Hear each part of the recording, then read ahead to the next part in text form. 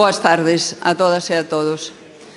Vamos a dar paso a unha nova conferencia do Luz do Ateneo e hoxe vai ser impartida por Ofelia Rei Castelao, que nos vai a falar sobre o tema da situación e da migración femenina.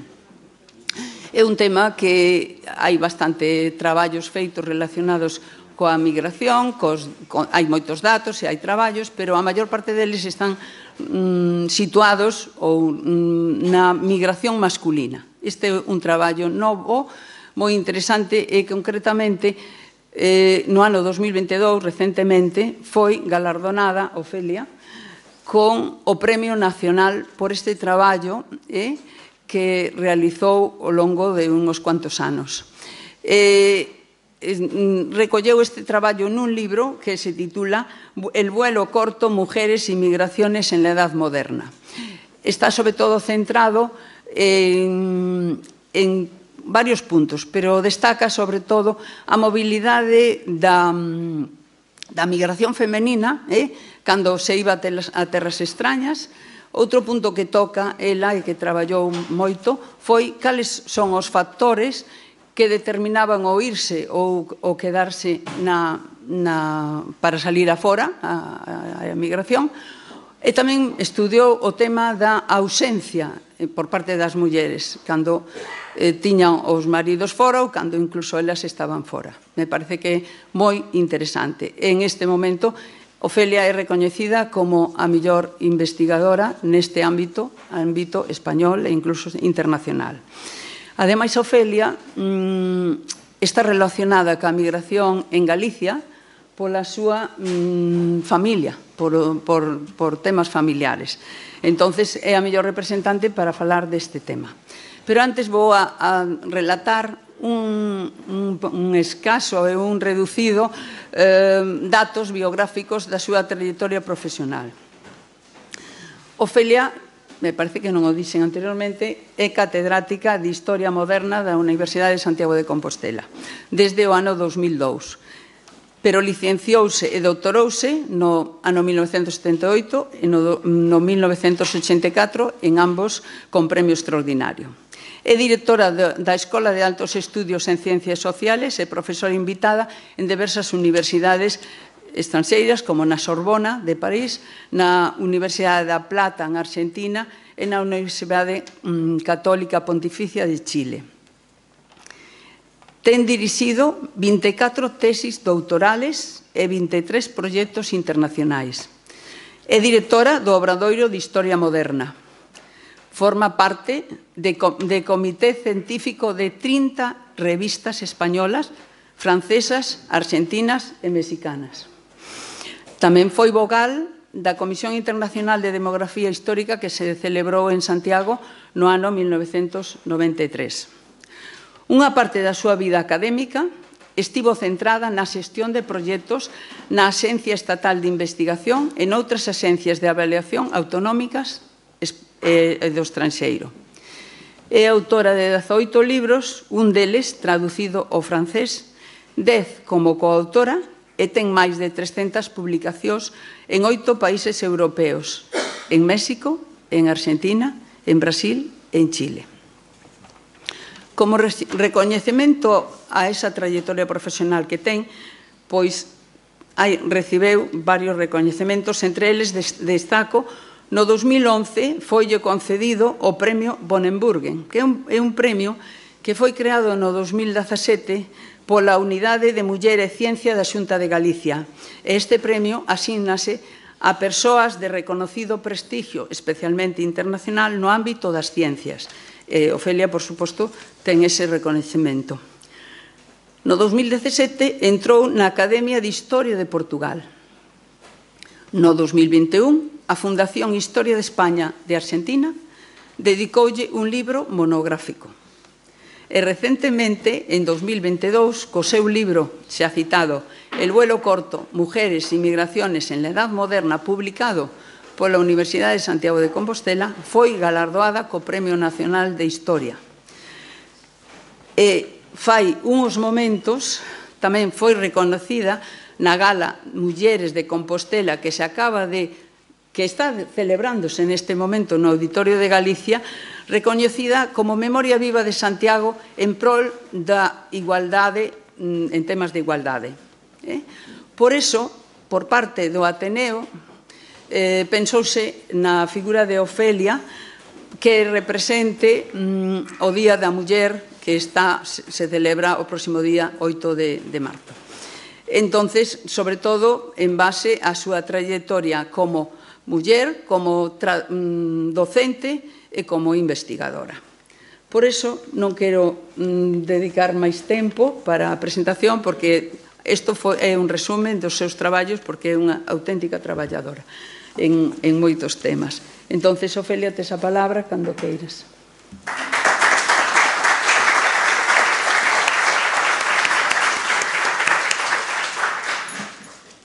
Bueno, moitas grazas. Estou moi honrada de estar en este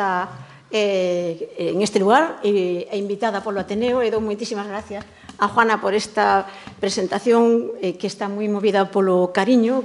Fai uns días que nos conocimos e caímonos moi ben desde o principio. Para mí é un orgullo estar aquí hoxe e é un orgullo poder falar de un tema que para min, como acaba de decir Juana, ten unha doble dimensión, a humana, e quen non ten migrantes na familia aquí en Galicia, pero no meu caso, prácticamente, salvo o meu pai, a familia paterna está toda espallada por América, co cual me dou unha visión deste tema que vamos a tratar o millor un pouco diferente, non digo que menos científica, pero sí que cunha componente emocional que tratei de evitar ao longo deste libro, que quero subliñar que é a primeira vez que se dá o Premio Nacional de Historia a unha obra de historia social. Sempre a historia política, sobre todo a historia de personaxes, así que para nós é escasamente relevante, porque preferimos a historia da xente corriente que, ao fin e ao cabo, a que construye o mundo. Para mí foi un reto, por unha banda, esta cuestión personal, pero é que no ano 2012 unha fundación suiza dedicada ás migracións ofreceume a oportunidade de escribir un libro sobre as migracións femininas europeas. Eu dixen en aquel momento que me parecía que era un absurdo, porque antes que eso habería que facer unha investigación a fondo, porque facer unha síntese a partir de bibliografía non me parecía a min que pudera aportar nada. De modo que, pouco a pouco, fun soliñando en aqueles aspectos do meu currículo onde podía sacar cousas, porque fora xa facendo algunhas aportacións, pero fundamentalmente en migracións masculinas. Empecé moi cedo, pero o problema fundamental era o da emigración galega e trataba as mulleres que quedaban. Pero, mentras me buscaba documentación, acórdome dunha anécdota destas que impactan e que te das conta de que, cando faz historia, faz outra cousa tamén, que é axudar a construción dun país, é que no Concello de Vedra, no Arquivo Municipal, cando estaba recollendo documentación para nos fastos do ano 92 e que tiñamos aquí un enorme congreso internacional, topei un pasaporte dunha muller e era unha muller nova, que poñía embarazada, se va a Argentina para traballar de nodriza, era solteira, co cual decidín que tiña que buscar as mulleres no pasado para ver o fundamento da migración en masa do século XX e, sobre todo, do século XXI. E isto quero chamar a atención de que a opinión pública sempre está mirando para o Mediterráneo, para o Estreito de Gibraltar, e de cada vez que aparece unha patera e hai unha muller, decía 50 homes e unha muller, e poñen o foco aí. Polo aeropuerto de Barajas cada día baixan 250, 300, 400 mulleres que veñen de Ecuador, de Paraguai, de Uruguai. A grande parte das inmigrantes que hai hoxe en España son mulleres. Pero isto non é para unha historiadora, non é novedade ninguna, porque isto ten un proceso histórico moi, moi longo, non? E o reto que eu me impuxen para facer este libro foi demostrar precisamente que contra o tópico tradicional de mulleres, sedentariedade, a muller a garantía da casa, as mulleres emigraron cando tiñan que emigrar, nin máis nin menos, como os homes. Facer isto non é nada doado. E non vou a cansar aquí con as teorías das migracións, porque son teorías que proceden da socioloxía, da antropoloxía, da historia, e eu valínme delas. E, sobre todo, das de historia económica. A teoría do push and pull, é dicir, zonas que atraen inmigrantes, zonas que expulsan emigrantes. Logo, a teoría do proceso migratorio, que é moi complexa, en donde se van mesturando todas as tipoloxías das migracións. Pero o que pasa é que todas esas formulacións teóricas a min non me serviron para nada cando se me pideu que escribira sobre as mulleres. Porque as supeditacións que teñen son de carácter moi diferente e o que chamamos regras da inmigración, que as hai e que funcionan, para elas hai que matizalas ou resolvelas de outra forma. No ano 1871, un xeógrafo alemán, Ravenstein, definiu as leyes da migración. É algo casi inexorable, non? Fai tantísimo tempo, a mecánica das migracións non varía prácticamente, salvo por cuestións de detalle, non? E non varía porque cando alguén ten que migrar, vai a emigrar, lle poñan a barreira que lle poñan, e en algúns territorios, como é Galicia, Irlanda, Italia, ten incluso un componente xenético. É dicir, máis alá de que seña un fenómeno evidentemente económico e demográfico, acaba constituindo un componente xenético. A segunda lei de Ravenstein di que todo aquel país que migra moito, migra de todas as formas. É dicir, conxúganse todas as variantes posibles da migración. Ahora ben, a quinta lei de Ravenstein, que é máis interesante, di que as mulleres migran máis que os homes, pero que o fan a distancias máis curtas. Neste punto, imos a sair, porque é fundamental. É dicir, nós temos que plantexarnos cal é o concepto de distancia cando emigran as mulleres, non? E por eso, cando na idade moderna eu falo de que hai migracións de 15 kilómetros, digo, bueno, 15 kilómetros non é unha migración, é o que se chama mobilidade. Bueno, eu considero migración o caso de aquelas mulleres que, indo a traballar, non poden volver a dormir á casa. E por que considero que isto é fundamental? Porque perden o contexto familiar, van a un contexto alleo, e en 15 kilómetros probablemente cambien de contexto xurídico. E isto convén telo en conta, tanto se é no campo como se é do campo e van a unha vila. Por lo tanto, a quinta lei de Ravenstein, de que as mulleres migran máis que os homes, pero fan en distancias máis curtas, o concepto de distancia hai que matizalo.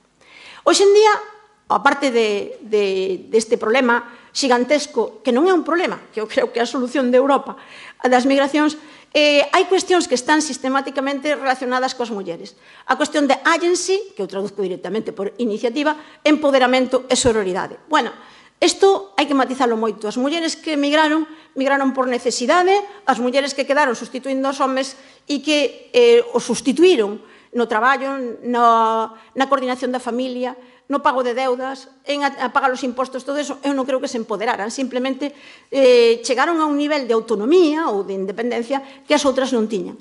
E en canto a sororidade, que é a última moda, é dicir, que as mulleres axudan as mulleres, se, bueno, os seres humanos, cando están pelexando por comer unha vez ao día, se non digo 3, a sororidade hai que matizala tamén. Eu sei que primeiro é salvarse un, salvar os fillos, e logo viría outro.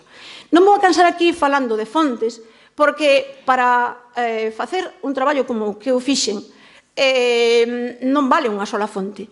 Hai o perigo de convertir en fonte toda a documentación. Bueno, o traballo dun historiador é un traballo moi complexo, non por algo, como mínimo a nosa formación dura 10 anos, non? E a min dome moito cando vexo na prensa moitísimos periodistas metidos a historiadores. Outro día escoitaba unha que publicaba un libro sobre a invisibilidade das mulleres e dicía: soy periodista especializada en historia. E dixo, bueno, eres bióloga especializada en matemáticas. Non se pode. A historia é unha ciencia. E isto baséase no cruzamento de fontes. E, sobre todo, en que temos un aprendizaxe que nos permite facer visible o que non é visible. Por poñer un caso, eu cando oigo falar de invisibilidade das mulleres non entendo, non sei de que me están falando, non? Depende de que mulleres busques. Claro, se buscas raíñas, santas ou marquesas, ao mellor non as topas, pero o resto que buscamos as xentes corrientes topámolas constantemente, non? Por exemplo, que eu saiba, por cada vez que nacía unha nena había un acta de nacemento igual que dun neno. Nos censos de población rexistrábanse mulleres e homes. A hora de pagar impostos, homes e mulleres tiñan que pagalos. E nas escrituras notariales, cando había que facer un testamento, as mulleres eran perfectamente autónomas para facer testamento desde o dereito romano. Podían comprar, vender, deixar dotes ás súas fillas. Podían facer un sinfín de cousas en todos os ámbitos da vida, e o único que hai que buscalos en arquivos que normalmente costa moito traballo ir, e sobre todo moitos anos para poder reunir documentos. Por lo tanto, non vou a cansar aquí con esta panoplia de fontes que foron as que usou moitísima xente antes que min, e eu para lograr construir a miña idea das mulleres migrantes. Hai un matiz moi curioso, e é que tanto o Estado como a Igrexa na Idade Moderna, dos séculos XVI ou XIX, desconfiaron moi pouco das mulleres, contra todo o que se di. Os homes que se movían dun lugar a outro estaban moi vixiados, porque podían ser chamados a levas ou ao servicio militar e, por tanto, había que telos controlados. Non podían pasar a un país estranxeiro porque se podían convertir en forza enemiga. Se iban a traballar para outro país, resulta que estaban traballando para aquel que podía facer competencia. En cambio, as mulleres podían entrando e saindo e ninguén miraba para elas. Cando un home se casaba, tiña que acreditar que é un expediente de solteiría e aí asegurar, a través de testemunhas ou de documentos, de que só non se casara en ninguna parte. A Igrexa e o Estado temían a bigamia, que, por outra parte, estaba moi extendida, ou pelo menos no século XVI. En cambio, non se contaba con que as mulleres foran bigamas. Por lo tanto, as mulleres non tiñan que presentar expediente de solteiría cando se casaban. Isto creaba ningún problema. Claro, eu sei que a inmensa maior parte das mulleres da Idade Moderna e ata o século XIX e o século XX migraban antes de casar e iban ás vilas ou dentro do rural e eran criadas durante bastante tempo, a mellor 10 anos, pois non tiñan que acreditar absolutamente nada. Claro, isto vai en contra miña, en contra do meu traballo, porque non topo unha fonte que me permita localizalas. Entonces, como os localizo eu? Fundamentalmente a través de escrituras notariais e, sobre todo, as fontes xudiciais. Os miles e miles e miles de procesos xudiciais que se custodian en arquivos aquí de Santiago, pero sobre todo o arquivo do Reino de Galicia, que é onde está depositado a Real Audiencia de Galicia, que foi o Tribunal Superior deste reino desde 1480 a 1834, e despois convertida en Audiencia Territorial. Aí hai unha masa documental en onde se poden topar as mulleres en todas as facetas da conflictividade, empezando pola microconflictividade que saía do feito mismo de sair da casa e que o teu amo tratara de abusar de ti ou que ti roubaras algo na casa do teu amo. Entonces, por moi pequenas que foran as cuestións, saen sempre. Por tanto, cruzando fontes, que é o método máis complexo de todos os posibles, é como conseguimos facer unha revisión en conxunto. Eu non teño tempo aquí para nada de falar de todos os movimentos que eu registrei en este libro, que espero que os sexa seguido por máis xente que a min. Frente á idea da monarquía hispánica, o territorio español que estaba comprendido polas coroas de Castela e de Aragón durante a Idade Moderna, normalmente asociámonos coa emigración a América, porque é, digamos, que o gran movimento migratorio. Pero fai moitísimos anos en esta ciudad tuvemos un magnífico congreso que trataba de demostrar que a emigración a América non é máis que a parte final dun proceso. O que hai antes é un xigantesco movimento europeo cara ao sur, cara ao occidente, que vai a prolongarse en América. O verán atopado en 1492 ou non, estaba claro que Europa xa non soportaba a población que tiña a finales do século XV. Por lo tanto, a idea de sedentariedade de Europa non ten sentido ningún. E, no caso de España, aínda menos. E antes da emigración a América, houve movimentos moi intensos. Cando se expulsan os xudeus, non se expulsa solamente xudeus, expulsase familias, e a meirande parte eran mulleres e nenas. Cando se expulsa a población islámica en 1492, primeiro en 1609, volvemos a estar no mismo. A meirande parte son mulleres. As escravas que había en ciudades como Sevilla, estamos falando de centos de miles de escravos e de escravas, pero a meirande parte eran mulleres. E moitas delas naceran na península. Foron espalladas a partir de 1568, cando o territorio resistente islámico que ainda quedaba na zona interior de Andalucía foron todos escravizados. Cerca de 100.000 mulleres foron repartidas por toda a península, non chegaron aquí a Galicia, pero chegaron ata Segovia, Palencia, Valladolid.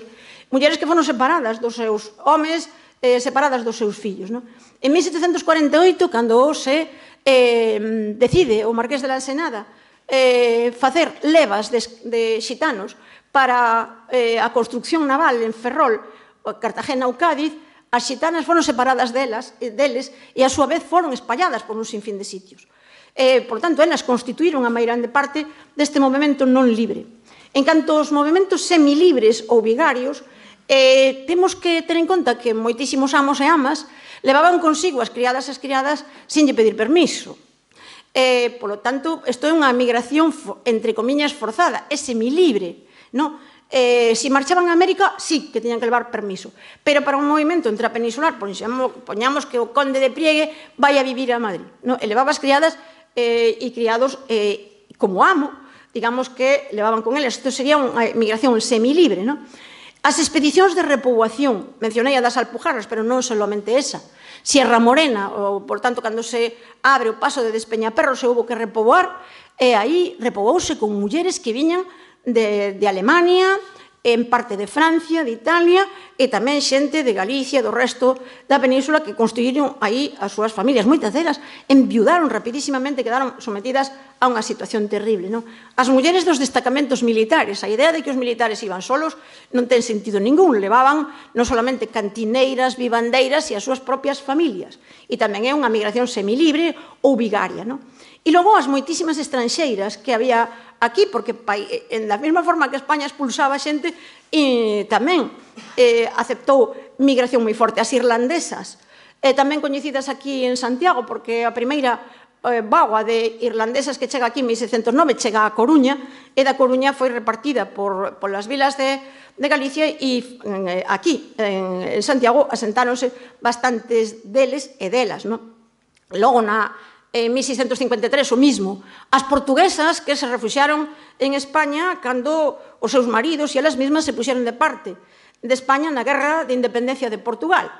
E logo as francesas fuxidas da Revolución Francesa, que chegaron aquí tamén con familias. Por lo tanto, estamos falando dun mundo de movimentos da cá para lá que se completa tamén coas migracións de carácter económico, porque as francesas non viñan solamente refuxiadas, e que a Galicia, temos a idea sempre de que Francia era moi rica. Bueno, Francia é moi rica desde fai relativamente pouco tempo, e en España había unha fortísima migración francesa, a segunda comunidade estranxeira, composta por miles e miles de homes e de mulleres que traballaban, e topamos francesas, italianas e outras procedencias, incluso aquí en Galicia, traballando no sector servicios. Isto non quita que a permanencia seña un valor social. E como a permanencia e a sedentariedade é un valor social, casi todos os problemas de prexuicio que hai contra as migracións proceden de que nós valoramos máis aquel que non se move que quen se move. O a desconfianza do de fora, cando é o que ven, e desconfianza de que, sobre todo unha muller, se vaya. Pero o que contra este valor social, digamos que está naturalmente a necesidade de irse, que afectaba aos dous xéneros de forma un pouco diferente, pero en calquer caso con igual de intensidade. A cuestión está en a capacidade de decidir. Toda persona que migraba, independentemente das teorías as que antes mencionaba, que son moi sofisticadas, migra en condicións de estrés. Estrés económico, estrés social, estrés moral. A min tanto meten en condicións de estrés. E o que é importantísimo é saber en que condicións sae da casa, porque iso é moi determinante para saber logo a capacidade de éxito.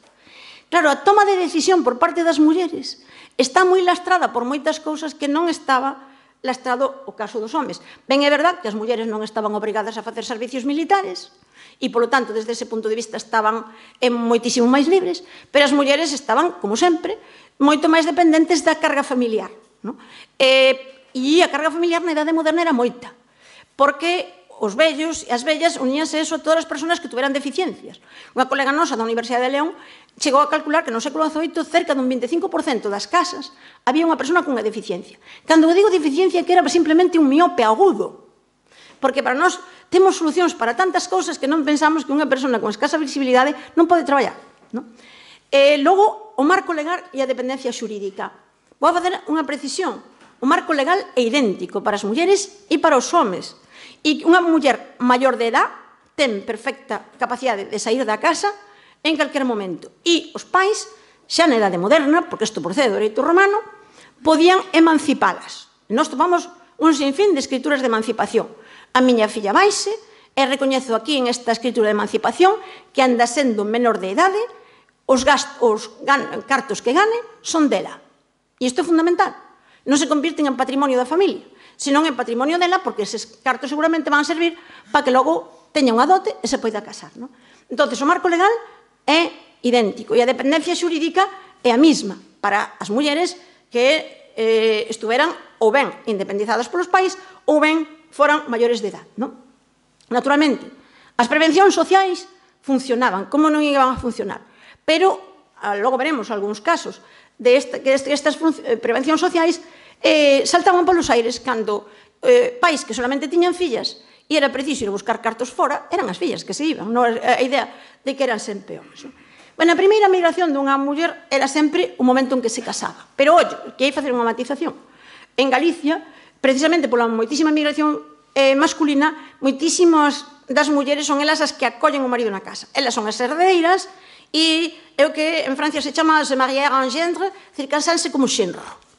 Por tanto, a que manda na casa é a muller e o xenro é o incorporado. Ben, o prexuicio, logo, por que traigo este recuadriño en donde está o prexuicio contra as mulleres que migran? Bueno, váleme esta referencia porque o mesmo prexuicio vamos a topar cando falemos das mulleres que migraban dentro da península. En este caso son das inmigrantes irlandesas. E quen se pronuncia é nada máis e nada menos que o gran escritor Quevedo. E que nos é unha síntesis total da perspectiva negativa das mulleres. A asociación automática coa prostitución e aí vese moi claramente que elas, por moi pouco, danse a vender. Bueno, a prostitución, a delincuencia, simplemente eran de fora. O prexuicio está aí, non outra cosa. Ben, vou a pasar moi brevemente, pero sí que me parece importante que vexamos o contexto, no caso de España, o contexto xeral da migración. En primeiro lugar, temos que fijarnos nestes mapas. O moito que cambiou o panorama da densidade de población española entre o século XVI e o século XVIII. No século XVI, as áreas máis habitadas eran fundamentalmente Andalucía occidental. Por lo tanto, dado que na inmensa maior parte das ocasións a densidade de poboación é unha determinante da migración, temos que ter en conta este mapa, porque en 150 anos vai a dar a volta totalmente. Este mapa de 1787 é o mapa actual, e vese moi ben o da España vaciada. Bueno, a España vaciada está vaciada desde fai moitísimo tempo porque donde non hai non se pode vivir. E é unha economía única e exclusivamente de cereais, unha economía pobre, de secano, que non daba para moita xente. Por lo tanto, a xente non hai migración do interior á costa, ollo, é que a costa vai medrar moitísimo. As zonas escuras, sobre todo a provincia de Pontevedra, a mediados do século XVIII, é a taxa de densidade máis alta de Europa. Non dixen de España, dixen de Europa. Moito máis poboada por Holanda, que ata fai uns 40 anos se creía que era o país máis habitado. Aí, en todo o norte, foi a gran revolución do millo. A penetración do millo a partir de 1620, que foi unha solución económica, pero ao mesmo tempo que era unha solución económica porque daba de comer a moitísima máis xente, é un crecemento demográfico desaforado, chega un momento en que xa non se pode cultivar máis millo porque toda a terra está ocupada, non hai unha solución económica e a única solución foi migrar.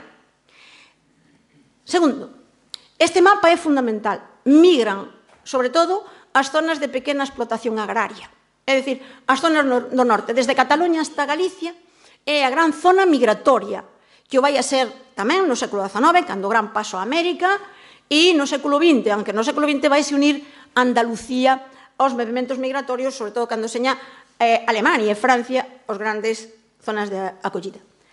Son as zonas máis migratorias en donde había reparto da herdanza desigual. Por tradición e ata o Código Civil de 1889, o reparto era absolutamente igualitario.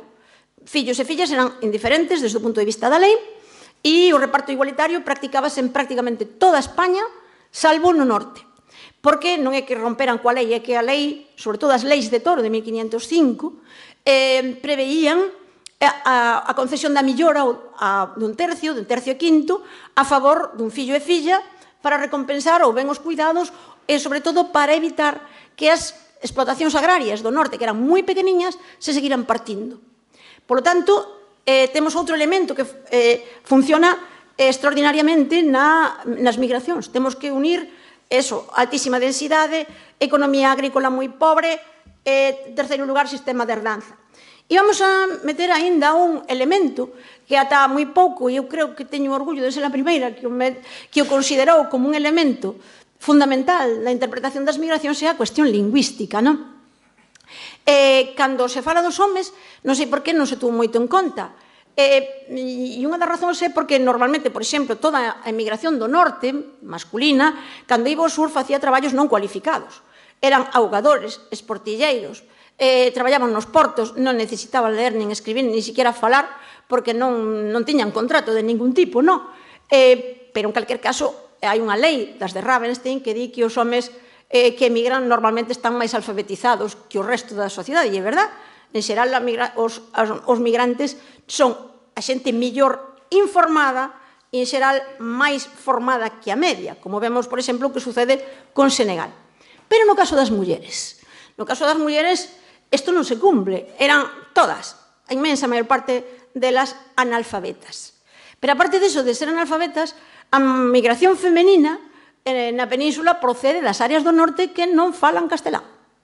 O 40%, entre o 40 e 50% da población española do século XVIII non falaba castelán en ninguna circunstancia, ni non sabía. E é un dato a ter en conta, porque isto ten unhas explicacións enormes, non? Por que me preocupei polo mapa, pola cuestión lingüística? A mí non me preocupaba tanto a cuestión do traballo, porque elas, ao fin e ao cabo, iban a ser criadas, non?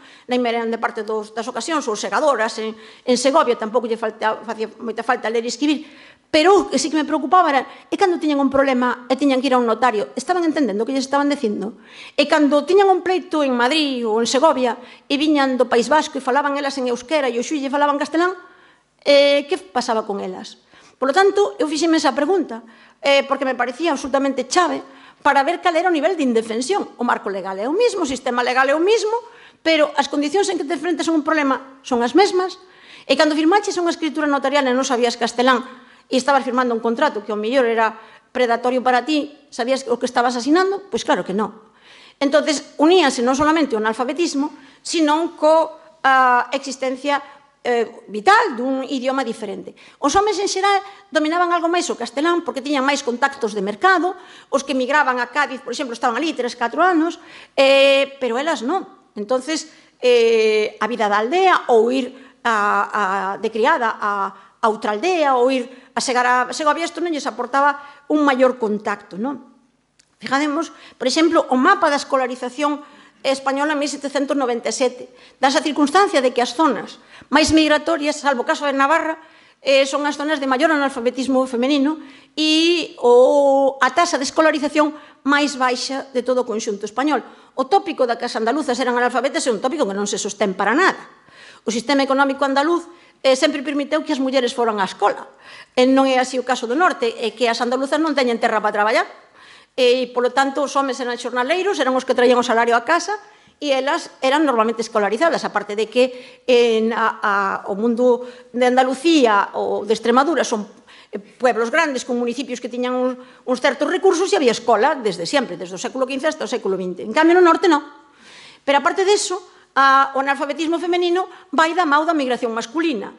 Se os homes da casa marchaban, as nenas e as mulleres teñen que facer os traballos que eles non facían, e, polo tanto, non se pensaba que unha nena fora á escola cando tiña que empezar a traballar ao mellor con 3 anos. Bueno, que traballos podían facer? Vixiar os irmãos e fiar, porque xa podían fiar liño con 3 anos, que era cando empezaban normalmente. E este proceso de sustitución foi letal en todo o norte, ata o século XX. En 1860, o Goberno de Madrid fai unha enquisa de por que todos os territorios do norte, cando xa levábamos 50 anos de lei de ensino obligatorio para homes e mulleres, tiña, e ora esta é a cifra, en Galicia un 6% das mulleres, 6% sabían mínimamente ler e escribir. 6%.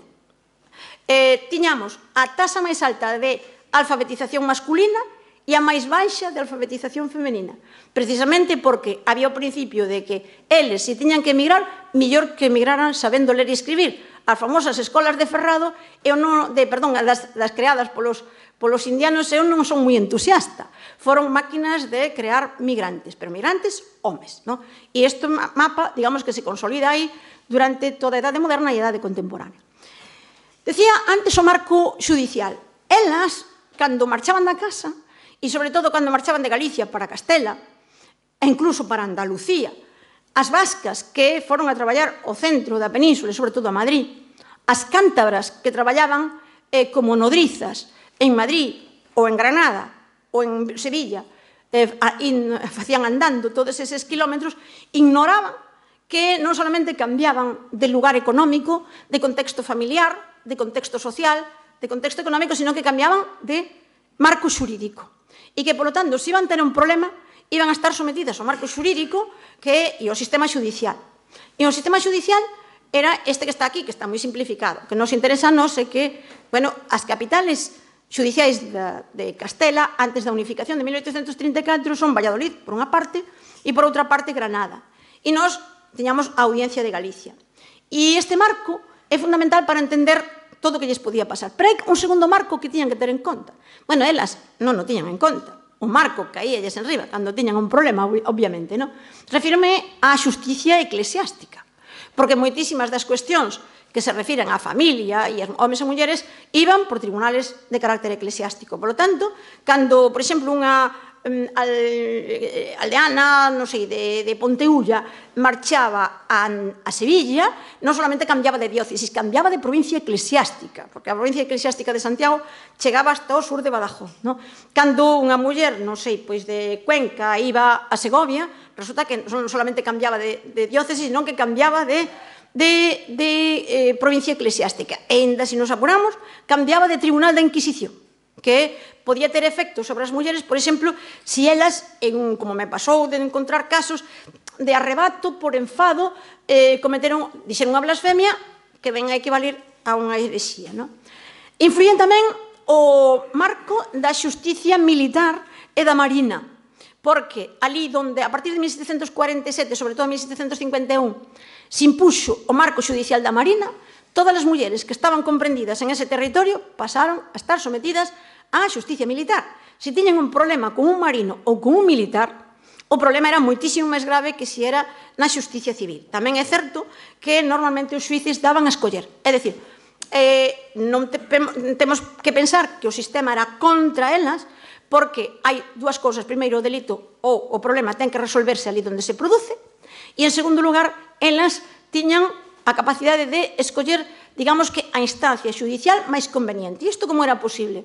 Pois, normalmente, porque se lles adxudicaba unha axuda, unha tutoría, digamos que, por parte da xusticia, que a priori é case sempre favorable a elas, aunque parezca o contrario, non? Por exemplo, cando unha muller denunciaba a un home por incumprimento de matrimonio, a xusticia, por principio, cree a ela. Logo, no tribunal xa se verá, non? E logo, aparte disso, teño que subliñar outra cousa. A xusticia da edade moderna, en xeral, era gratuita para todas as mulleres que eran, entre comillas, económicamente débiles, non? Pero que é ser documente débil? Pois as viúvas, as orfas. Pero unha muller de 70 anos podía declararse orfa. Seguramente que o era, non? E, polo tanto, automáticamente tiña dereito á xusticia gratuita. A xusticia gratuita, pero era gratuito o procurador, o abogado, e todas as accións da xusticia eran gratuitas. O cual hai que telo en conta porque implica moitísimas cousas. Ben, a emigración a América, vou falar moi pouquinho dela, porque está moi mal estudiada, porque é moi difícil de estudiar. Pero compre decir varias cousas que están relacionadas coa que acabo de dicir. En primeiro lugar, en 1505, os reyes católicos, Isabel a Católica xa morrera, pero a lei de 1505 que se publica está feita aínda baixo o mando dela, e di que ningún home pode pasar a América sin levar a súa muller. É obligatorio. A idea de que pasaban conquistadores así solamente ca pica no brazo non ten moito fundamento. A obriga era levar a familia completa. E incluso se tiñan máis dependentes, tiñan que ir con eles. O que non di a lei é que a muller estuvera obligada a ir con eles. Isto non estaba previsto, e entonces as nosas compañeiras de Andalucía, fundamentalmente María José de la Pascua, demostrou que en moitísimas ocasións elas deron licencia a eles para marcharse, pero elas quedaron aquí. Iso é unha das explicacións, que non a única, de que o número de mulleres que pasaron a América en ningún momento foi moi alto. Aí na gráfica vese moi ben como no século XVI aumenta e logo xa coa crise da emigración a América descende drásticamente. E de onde eran estas mulleres? Aquí non hai emigración do norte, ninguna. Son fundamentalmente de Andalucía, o 50%, e logo de Castela-A Mancha, Castela-León e Extremadura. E o resto do país non migraba en ese período. Este era o mapa da migración femenina a América. Aí está esa mancha escura, é a provincia de Sevilla, que quero subliñar un factor moi interesante. Moitísimas mulleres que marcharon a América, que se quedaron, non eran de Sevilla, que era por onde había que salir a América, ou de Cádiz, sino que procedían do norte e, cando chegou a hora da verdade, non quixeron marchar cos maridos. Isto constituye un extraordinario caso que foi estudiado para o século XVIII en Cádiz de milleiros de mulleres casadas que vivían solas porque os maridos estaban fora. Casi sempre a razón é que eles marcharan para traballar e decidiran non volver. Non mandaban cartos, a mirande parte deles constituíron familias do outro lado e, por tanto, elas víronse en unha situación doble ou triplemente grave. Primeiro, marcharon do seu contexto familiar. En segundo lugar, estaban en unha vila ou vilas que lles eran alleas completamente. Como casadas que eran, resultaba moi difícil traballar. Pero, aparte disso, si cerca estaba a familia do marido, elas non tiñan rede familiar ou tiñan unha rede ao contra. Quen as axudou? En este caso, as autoridades eclesiásticas. Eran as que lles buscaban documentos para acreditar o que o marido morrera, o que as deixara, para poder, por exemplo, partir a herencia. Simplemente eso, tratar de partir a heranza. Por lo tanto, tuveron colaboración, naturalmente eran mulleres pobres que aí viviron. Ben, a migración a América vai cambiar radicalmente desde o século XVI, este tamén sería o mapa dos homes, ata o século XIX. Bueno, este mapa a min interésame relativamente, porque esta é unha emigración fundamentalmente masculina, despois da independencia das repúblicas americanas, e motivada, por un lado, pola cuestión económica, e, sobre todo, pola imposición do servicio militar obrigatorio. É dicir, que foi unha especie de chamada a rebato que marcharon todos. Isto xenerou un problema de mulleres que se quedaron, e, ademais, un problema intensísimo. Xa era grave, pero ora máis. Pero entre eses dous mapas está este outro, que é feito por min, é unha cousa un tanto artesanal, pero reflicte moi ben os movementos migratorios femeninos intrapeninsulares, masculinos e femeninos. O sea, todo o norte é migrante, todo o norte, e cada área se dirixía a unha zona concreta. Bueno, aquí podemos falar de que hai 3 tipos de migracións.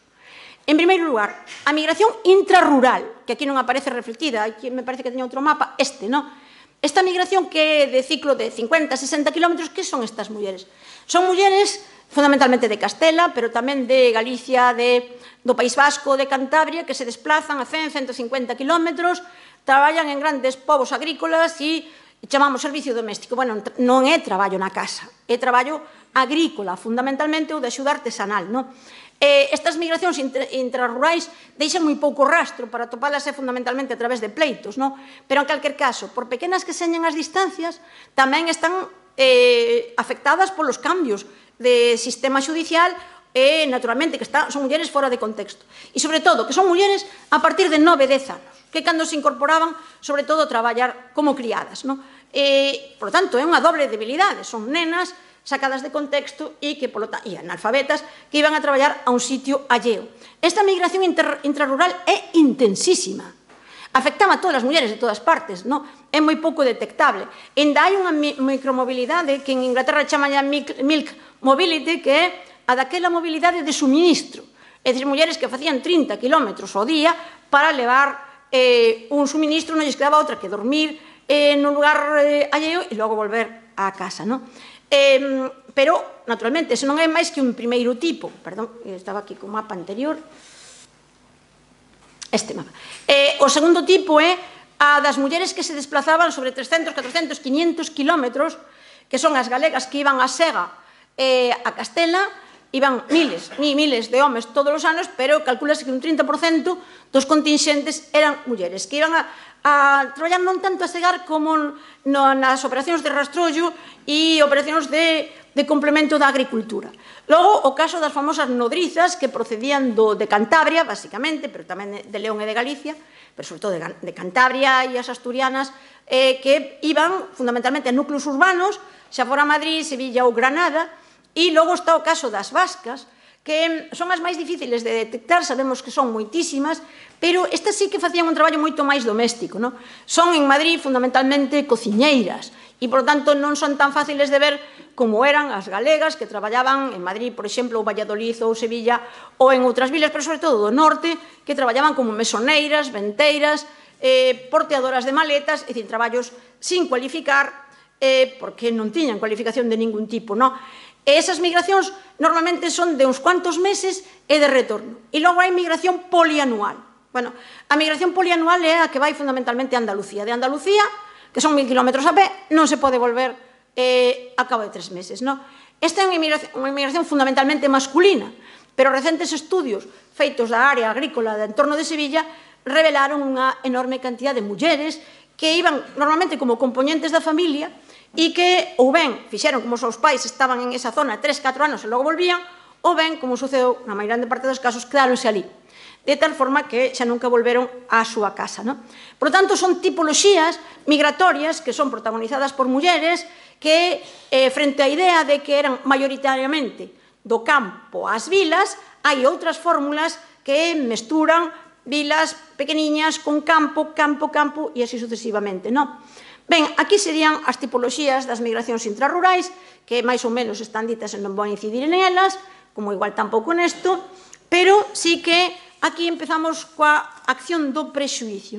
Bueno, esta é unha das moitas notas que topamos, sobre todo no século XVIII, cando esta migración, sobre todo a de carácter estacional, que iban tantísimas mulleres nos contingentes de homes, as denuncias que facían as autoridades das áreas de chegada. O obispo de Sigüenza, unha zona onde chegaban centos de mulleres acompañando os homes que iban ás segas, fan naturalmente denuncias como esta, o gran número de mujeres de todas clases que con pretexto de la siega se incorporan todos os años a las cuadrillas de hombres que vienen a Castilla, resultan malísimas consecuencias e ofensas a Dios.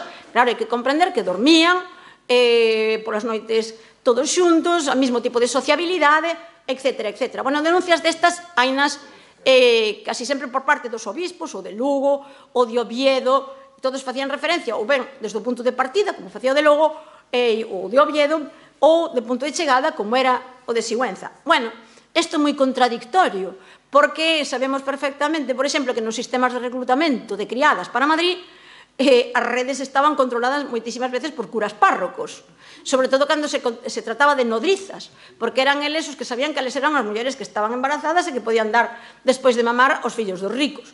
Por outra banda, esta mão de obra é moi barata, co cual o goberno de Madrid miraba para outro lado. O ministro Rodríguez de Campomanes, cando se lle puxo sobre a mesa a necesidade de controlar esta migración femenina, dixo que nin a hablar, porque que o traballo era libre e eran libres elas de traballar donde quixeran, polo tanto non aceptou tomar medida ninguna.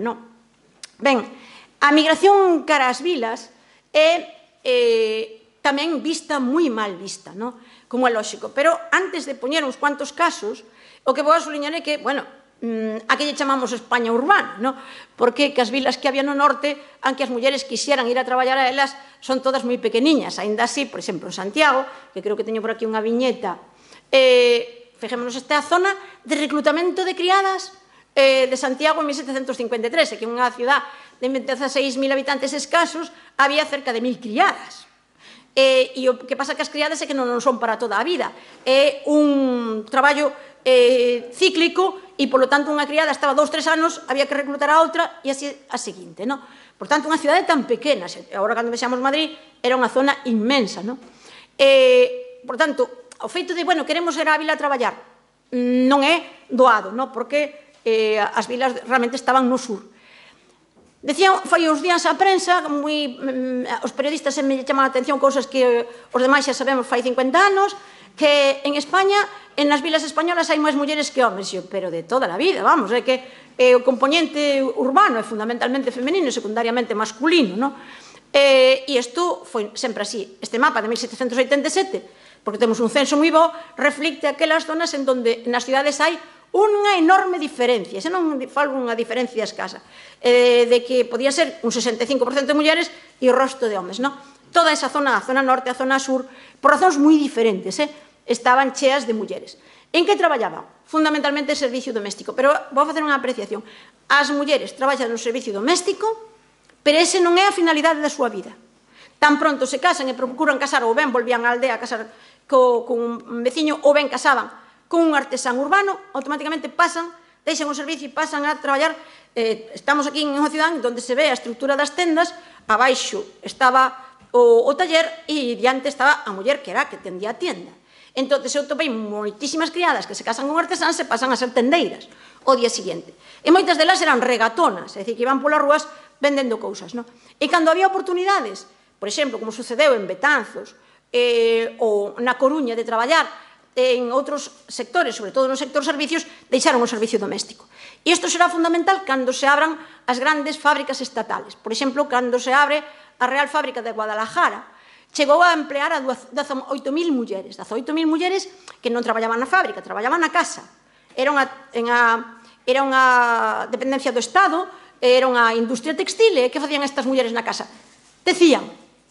No momento en que encontraron esa forma de traballar, xa non foron a traballar de criadas. En Galicia sucedeu algo parecido a partir dos anos 60 do século XVIII hasta os anos 80, cando a gran febre do lenzo, cando a industria do liño se desenvolve, porque a Coruña abre, a Corona abre o porto da Coruña ao comercio directo con América, e aí haberá unha saída de lenzos galegos cara a América. Quen facía o fiado? As mulleres, non? E, polo tanto, as mulleres que podían fiar e toparon aí un recurso non tuveron tanta necesidade de ir como criadas, non? Lamentablemente, cando entra en crisis a industria do lenzo, as mulleres terán que volver a ser criadas, pero foi o mellor que lles pudo pasar, porque os estudios que se teñen feito, por exemplo, sobre a Bretaña francesa, revelan que a finalidade destes milleiros de mulleres que quedaron sin ter nada que facer a partir da crisis do liño foi de chegar a París e entrar na marginalidade, fundamentalmente na prostitución. Ben, temos casos de crecemento desaforado, como esta é a línea demográfica de Ferrol. Ferrol é un caso moi singular, porque da mesma forma que foi unha grande oportunidade de traballo para os homes, para as mulleres foi unha especie de, como diría, axencia matrimonial, porque eran tan poucas as que chegaban ali en 1787, había uns 25.000 homes e non chegaba a 2.000 mulleres. Aquí vemos o mundo do revés, pero chegaron tamén moitísimas mulleres a traballar en todo aquilo que era estrictamente sector servicio, xa non son criadas, son tendeiras, son taberneiras, dedícanse á compraventa de leña que sobraba no arsenal da Marina, facían un sinfín de funcións. Tamén é unha cidade moi conflictiva, en donde as primeiras folgas foron protagonizadas precisamente por mulleres. Mulleres que, cando vemos os apelidos, non son galegos para nada. A inmensa maior parte delas son andaluzas que chegaran a traballar cos seus maridos aí. Ben, como o tempo se me rematou, simplemente quería facer fincapé en isto, en que nas cidades son un lugar de acollida, pero un lugar de acollida hostil.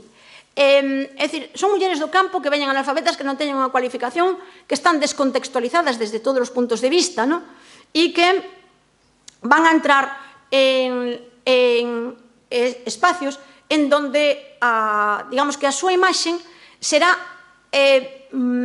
negativa, pero logo faré unha matización.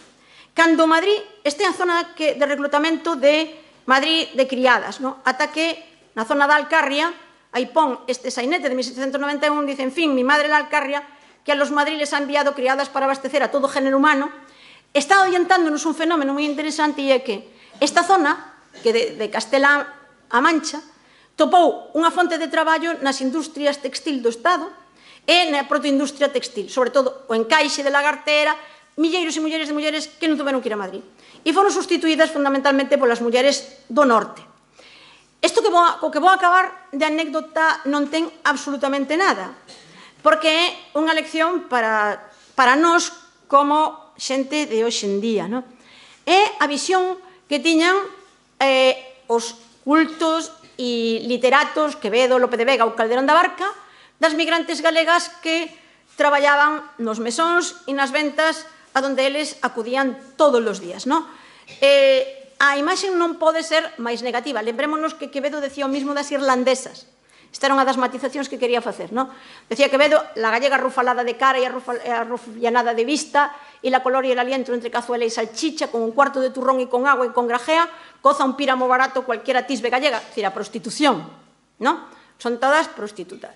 Lope de Vega, a galega é rolliza como un nabo entre puerca e mujer, que non tiñan sentido a limpieza. Decía en outra obra, a lo que es desvergüenza llaman brío, porque falaban moi de tú a tú, ¿no?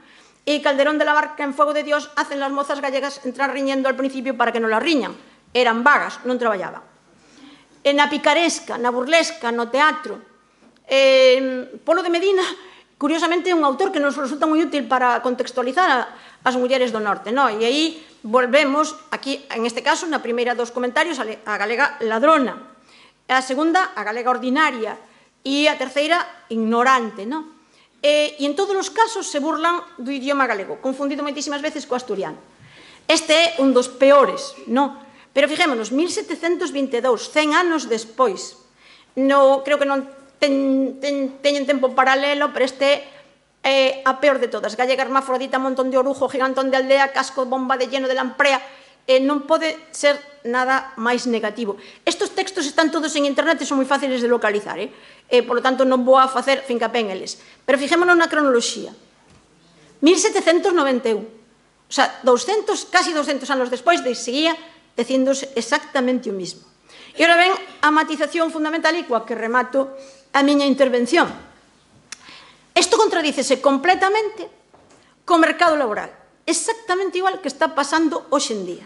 Todos os prexuicios que hai contra a inmigración, e sobre todo coa inmigración femenina, que repite sempre os mesmos tópicos, contradícese con que en Madrid, á altura de 1791, había probablemente entre 8.000 e 9.000 criadas procedentes de Galicia. Por lo tanto, o mercado sabía que eran traballadoras honradas, que se lles podía confiar o diñeiro, que se lles confiaban os nenos, e que, por lo tanto, eran alguén a integrar. Esas mulleres procedían fundamentalmente da provincia de Lugo, parcialmente da Coruña, xunto coas asturianas, son a meirande parte das inmigrantes e forman parte de un fenómeno migratorio de unha extraordinaria magnitude que está xusto nas vísperas do que vai xa ser o inicio da migración femenina a América, que se producirá ao cabo de moi pouco tempo de que os homes partiran. E creo que con isto remato porque me parece que é un final para reflexionar sobre que todo o que se refire ás mulleres da Edade Moderna en gran parte está vixente hoxe en día, e que cando nos fijemos na migración que chega a Europa, que teñamos en conta que a meirande parte que son mulleres que proceden de América e que, por tanto, son a forza viva da inmigración, non tanto os homes que son menos que as mulleres que chegan. E, pola miña parte, nada máis.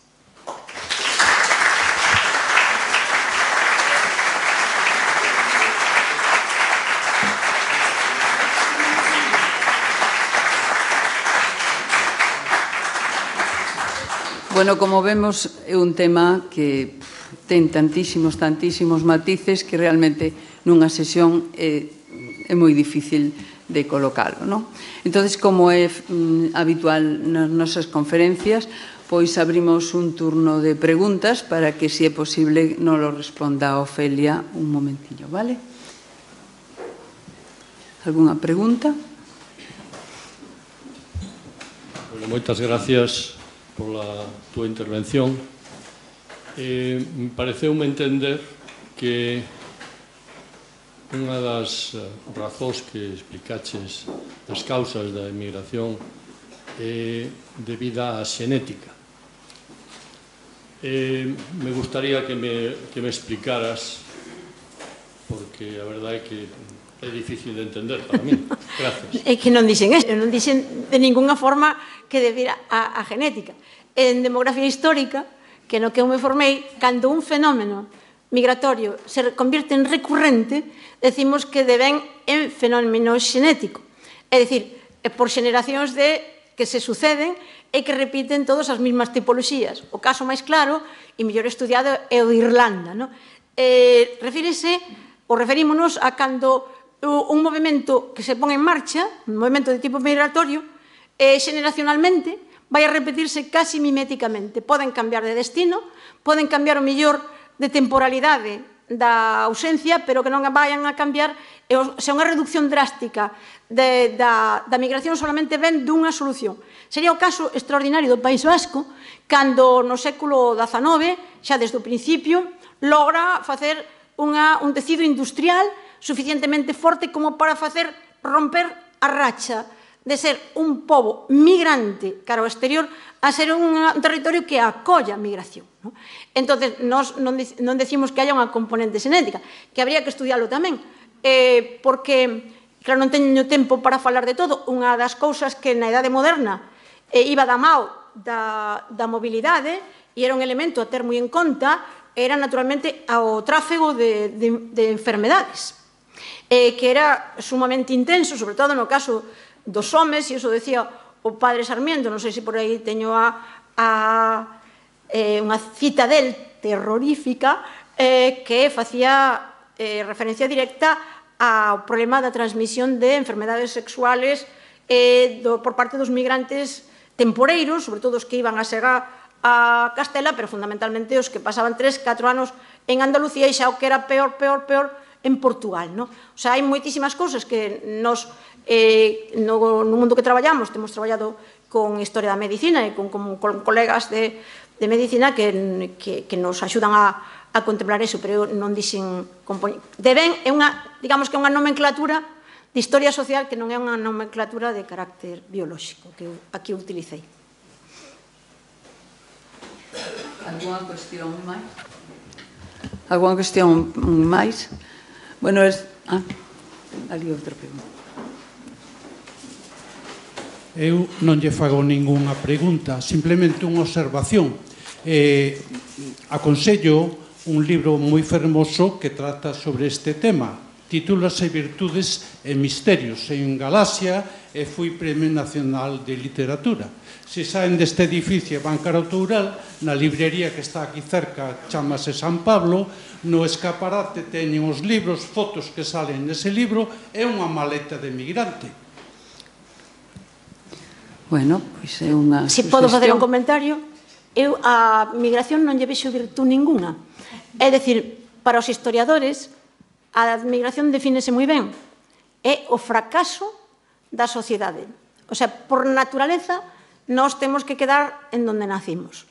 Pero o certo é que a nosa familia, a nosa comunidade, e comunidade refírome na Idade Moderna a parroquia, a aldea, o pobo, o Estado, non nos permite quedar donde queremos. Eso está moi ben estudiado en Inglaterra, que aunque os mellores estudios das migracións teñen os feitos os franceses, para os franceses hai un valor histórico que é moi interesante, todo francés que se precie morre na mesma cama que naceu, pero ata hoxe, que logo non é verdad, pero manteñen esa visión romántica de que eu son dun sitio e non vou a marchar nunca dese sitio.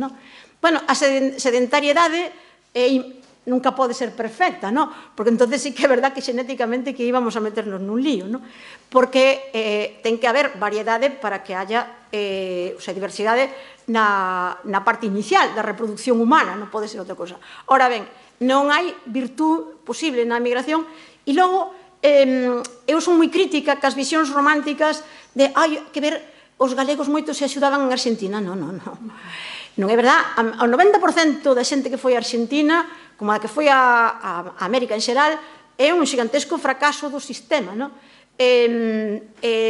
Tuveron que marchar porque aquí non había con que, e logo as cadenas migratorias eran francamente perversas. Son cadenas en donde atrás había un enganchador, quedaban a xente endeudada como agora, e pagando as súas deudas en moitos casos a perpetuidade. E cando chegaban ali, aquel parente que lle mandaron a carta, ven aquí que che vou tratar moi ben, facía dormir debaixo do mostrador da tienda, e así. Estas historias son as que se contan cando se lee con perspectiva crítica, que é o que temos que facer en historia, a historia da migración. É dicir, é unha historia durísima que incluso a min me repercutía anímicamente cando estaba traballando nela, porque eu vin documentos como, por exemplo, unha nena de 12 anos, asturiana, morta na porta da Capela das Ánimas, non me acordo de que día, ou que noite, perdón, de 1780 e algo. Dicir, que facía unha nena asturiana de 12 anos sola e que morrera de frío e de fame nunha porta dunha igrexa, que as nenas marchaban á emigración, o sea, marchaban a traballar como criadas con 9 ou 10 anos, non? E desamparadas completamente, a donde había traballo, que era cerca da casa, ben que non era cerca da casa, lonxe, e iso o vimos todos en directo, non? Entonces eu vexo o lado máis duro, non? E a máis estuve nun proxecto europeo, non quero monopolizar, pero quero decir que estuve nun proxecto europeo que se titula O Servicio Doméstico no Mundo, en donde durante 4 anos investigamos cal era a realidade da migración feminina en Europa, cando estaban chegando aquí fundamentalmente as Filipinas, non? E logo as mulleres de Marrocos, non? Esa é unha emigración. O sea, todo o que acabo de decir do problema lingüístico son mulleres, as filipinas falan inglés, non falan castelán. As marroquíes falaban a súa propia lingua, non? Entón, a incorporación era triple, cuádruple de difícil que a dos homes, non? E detrás delas había historias como das ecuatorianas ou das paraguayas, ou se falamos das portuguesas que aínda resisten en París e non queren volver a Portugal, porque París foi o que lles dou a carreira dos fillos ou un posto de traballo digno que Portugal non lle daba. E esa é como temos que ver a situación actual, e nos que estamos nunha Europa, entre comillas, feliz, en donde no día que podemos salir á prensa dicimos estamos recibindo migrantes, acabamos de dar un xiro histórico, xa non necesitamos marchar, están vindo a xente de outros sitios. E ese me parece que é unha mensaxe que quero deixar máis alá de ser como historiadora, de responsable social. E como ves, o sea, como fixeches un panorama ao longo do tempo, pero como ves as migracións no momento actual, sobre todo a española e a galega? Hoxe en día, vamos a ver, estamos vendo, a mí parece que resultame moi, non son afortunada por estar vendo isto, non? Pero sí que, desde o punto de vista científico, resultame moi expresivo. Bueno, vamos a ver, as migracións históricamente son como un castelo de naipes. Entonces, funcionan por superposición. E hai unha regla básica, a pobre sempre hai que engane, non? Algo que non poden explicar, non teño tempo, porque é o das mulleres que quedan. Unha cousa moi sorprendente, cando empezamos nos anos 80 a estudiar este tema, dicimos, vamos a ver, como unha familia en donde marcharon varios homes en migración porque non había que comer, de repente están contratando unha criada. Bueno, porque a criada primeiro facía falta para sustituir os homes e segundo, porque simplemente o mellor que a comida xa pasaba. E mentras o home da casa estaba fora, era unha familia de 4 personas, aforrábase a cuarta parte da comida e esta muller iba a comer o 10%. Entonces, na migración sigue funcionando eso, non? Por lo tanto, como sempre hai a que engane a pobre, topámonos con que é un castelo que non se pode desmantelar sin que caiga todo, non? Eu acabo de volver de Argentina. En Argentina, fai 4 anos, ou así, estuve por ali, chegaron miles e miles de venezolanos, non? E sobre todo venezolanas. En estes momentos están de volta no seu país porque a situación en Argentina é peor. Pero hai miles e miles e miles de criadas paraguayas metidas en unha ratonera, non? E as súas familias, elas foron a Argentina, que estaba mellor que Paraguai, para mandar cartos a Paraguai. E en estes momentos a familia de Paraguai está lle mandando cartos a Argentina para que sobrevivan, pero non dan salido a Argentina porque non dan pagado a pasaxe. Por lo tanto, aquí temos un castelo, o de Argentina moi interesante, e dice, pero como é posible? En Argentina como está, hai uns 7 millóns de familias que se poden permitir ter servicio doméstico. E, por lo tanto, reprodúcese toda a pirámide, porque non pensemos só en Europa, os países que superan a media de ingresos medios mundiales están recibindo migración femenina, pero en grandes cantidades, non? En grandes cantidades. Nós, sobre todo, sudamericana, en segundo lugar, africana, pero que é absolutamente necesaria para un país que demográficamente estamos esgotados. É dicir, que a Galicia ven proporcionalmente perdendo poboación desde o século XVIII. No século XVIII, Galicia era o 13% da población española. No 5% do territorio, en este momento non chegamos ao 4%. E a debacle empeza a finales do século XVIII e logo consolídase no século XIX. Familias de tamaño pequeno, unha fortísima migración, moitísima solteiría femenina definitiva, E, por tanto, a taxa de reproducción era baixísima xa a finales do século XVIII. En moitas zonas galegas non nacía dous nenos por matrimonio, co cual a taxa de reposición non estaba asegurada. E iso empezou a finales do século XVIII. Entonces, a única garantía é que a mão de obra proceda de outras partes.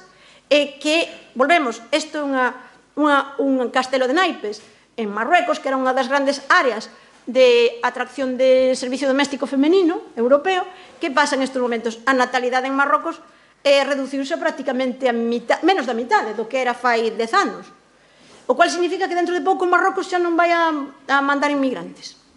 Está pasando en Ecuador, Paraguai e tal, porque aquí aprenden tamén o control de natalidade, comprenden que a vida ou a calidade de vida é mellor con un neno que con dous, co cual dentro de pouco Ecuador xa non poderán suministrar inmigrantes.